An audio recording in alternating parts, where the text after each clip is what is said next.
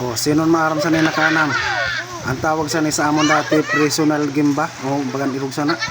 Nakakamiss ini ng mga kanam kita niyo. Mas maayo na lang ini sa cellphone sa matuod lang.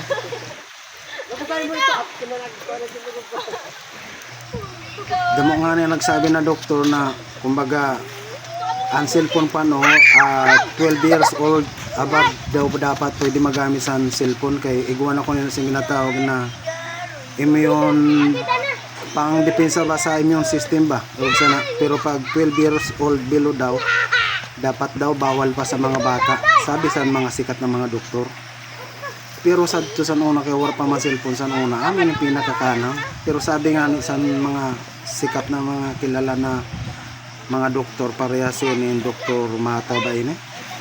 Mas maayo ko ning kanam kay damo si nagiging kaibigan nakikihalubilo tapos pinagpawisan mas healthy kasi siyempre ginpawisan damo si nakakasalamuhan ng mga bata kung saan wala man yung problema tapos gilid pa sa dagat sa madaling sabi mas maayo ining kanam na pisikalan ni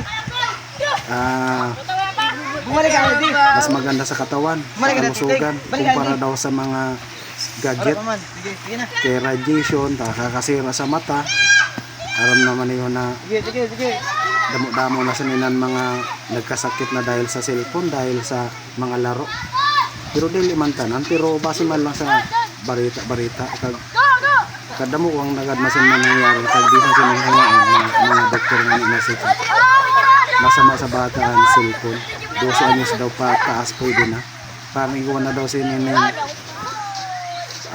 panglaban sa sa radiation sa mga bata. Pero sabi mas maganda ko noon irugsan niya. Pero sa among pano sa nuna sa kabataan ko wala pa magamis yung cellphone. Turo-turak pa man lang aning ginahimo na amon dati kag ginagoyod-goyod pero maupod man ini nakana mo sa baryo dati pagdamo. Kaya sa madaling sabi nakakamiss din ang mga laro na to. Naguhit ini sinda sa sa baybay sa kita naman yung problema. Kasi siyempre may tagabantay ada sana naguhit. Sa kakadurog dalaga ninda nawawara ng guhit pero tanda pa man ninda kun hayan sinda da banda nagabantay. Maramang kung lumabas na ang bantay tapos siyempre kailangan pag nadakop mo dapat ato ka sa guhit. Tapos pag di mo nadakop ay yun kamugihapon ng taya. Grupo-grupo na siya kaliwa kanan parang lalansihin nyo yung lalansahin nyo yung tagabantay. Tapos mayroon taga sa harang sa gitna tapos mayroon sa harap at saka sa gitna pala para hindi ka pwede magkaliwa kanan. Sa madalang sabi dyan parang lansihan dyan dapat sabay para malansin ng magkabilaan.